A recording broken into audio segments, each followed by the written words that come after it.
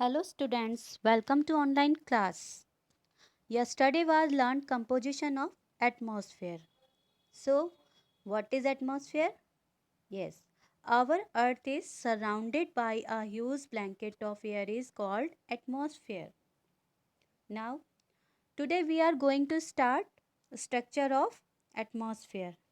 ये जो हमारा एटमॉस्फेयर है इसका स्ट्रक्चर क्या है? पिछले वीडियो में हमने कंपोजिशन ऑफ एटमॉस्फेयर के बारे में पढ़ा था। अलग अलग गैसें कौन कौन सी हैं उनको समझाया था। ये हमारा एयर वाला पार्ट है। ओके, उसमें अलग अलग क्लासिफिकेशंस हैं। सो स्टार्ट करते हैं स्ट्रक्चर ऑफ एटमॉस्फेयर।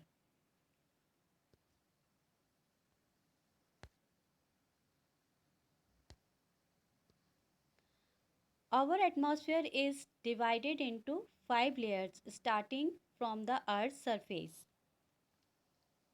हमारे एटमॉस्फेयर में 5 लेयर हैं। लेयर मीन्स परतें। Starting from the earth surface, तो जो अर्थ का सरफेस है उससे ऊपर जाओगे तो पूरा एटमॉस्फेयर है जो ब्लैंकेट है। और ब्लैंकेट के अंदर 5 लेयर्स हैं। वो 5 लेयर, वो 5 अलग अलग स्फीयर क्या हैं? देखिए, these are troposphere, stratosphere, mesosphere, thermosphere, exosphere. केवल नाम को पढ़ने से समझ नहीं आएगा, इन डेप्थ इनको पढ़ेंगे। ओके, ये पांचों स्फीयर मिलकर एक एटमॉस्फेयर बनाते हैं। क्लियर?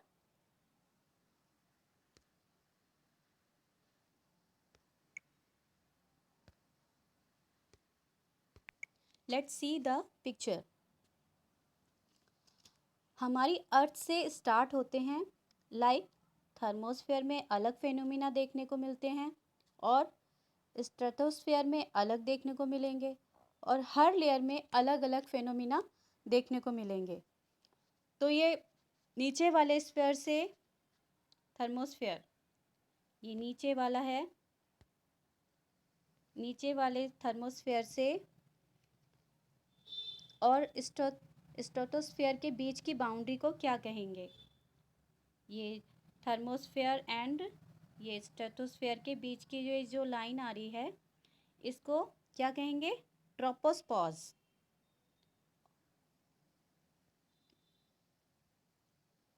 ट्रोपोस्फोज यानी वो लाइन वहाँ रुक गई है, इसलिए उस लाइन को ट्रोपोपॉज कहते हैं। पॉज हो गई है। जो लेयर जहाँ ख़त्म हो रही है उस बॉर्डर का नाम उसी के आधार पर होता है। जैसे स्ट्रेटोस्फेयर के और मेसोस्फेयर के बीच में ये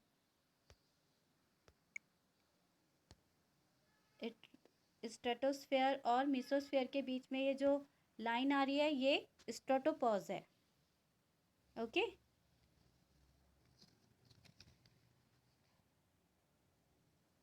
ऐसे ही नेक्स्ट आ रही है आपकी मेसोस्फेयर और थर्मोस्फेयर के ये बीच की लाइन, इसको कहते हैं मेसोस्पॉज। नेक्स्ट थर्मोस्फेयर और एक्सोस्फेयर के बीच आ रही है तो थर्मोस्पॉज हो जाएगा। Okay, clear?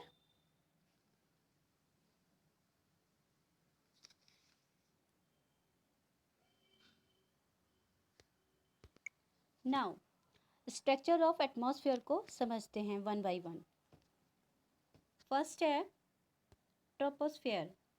Almost all the weather phenomena like rainfall, fog and hailstorm occur in this layer. जितने भी वेदर रिलेटेड हैं लाइक रेनफॉल, मूसलाधार बारिश, बादल हैं, क्लाउड्स हैं एंड फॉग, कोहरा है, कोहरा छाया रहता है, ओले हैं बर्फ के जैसे, वो सब ट्रोपोस्फेयर के अंदर ही होता है, ट्रोपोस्फेयर के अंदर ही होता है। ओके, नाउ सेकंड है आपका stratosphere. One important feature of stratosphere is that contains a layer of ozone gas. इस लेयर में ही ओजोन लेयर भी एग्जिस्ट करती है। उसके कारण जो अल्ट्रावायलेट सन रेजेस हमारे ऊपर डायरेक्ट नहीं आती हैं। और जैसे जैसे ऊपर जाओगे वैसे ही आपको पता लगेगा यहीं पर एरोप्लेन भी उड़ते हैं। Is that clear? नेक्स्ट है mesosphere. Meteorites burn up in this layer on entering from the space.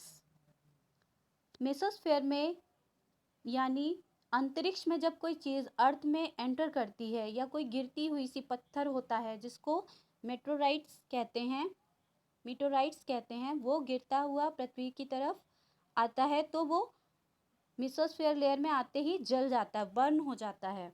उसे उल्कापिंड या टूटता तारा भी कहते हैं। Okay, clear? नेक्स्ट है thermosphere. This layer helps in radio transmission. In fact, radio waves transmitted from the earth are reflected back to the earth by this layer. इस layer में enter करते ही पता चलता है, इसमें टेम्परेचर धीरे धीरे बढ़ता है और ये लेयर हेल्प करती है रेडियो ट्रांसमिशन में। ये जो रेडियो वेव्स अर्थ से संचारित होकर इस लेयर तक जाती हैं अथवा वापस लेयर से पृथ्वी की ओर आती हैं। Okay, is that clear? Next है जो सबसे बाहर है, exosphere. This layer has very thin air, light gases like helium and hydrogen float into the space from here. इसमें एयर ज़्यादा नहीं होती, जो बहुत हल्की गैसें होती हैं जो ऊपर तक जा सके, लाइक हेलियम एंड हाइड्रोजन, जो अंतरिक्ष और इस लेयर के बीच घूमती रहती हैं।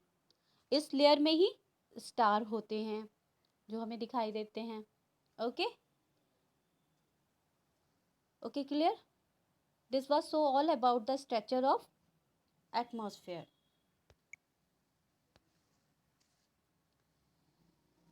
So now right this work in your notebook. आपको ये वर्क अपनी आंसर शीट में, नोटबुक में लिखना है, सुंदर हैंडराइटिंग में। Okay, thank you, have a good day.